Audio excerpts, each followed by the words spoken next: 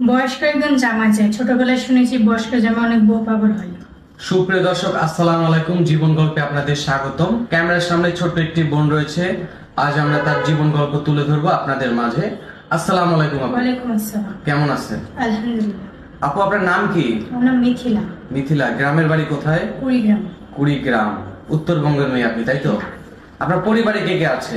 মা আছে, ছোট একটা ভাই আছে। আপনার বাবার কি হয়েছে? বাবা মারা গেছে কিভাবে? অসুখে। ও আচ্ছা আচ্ছা।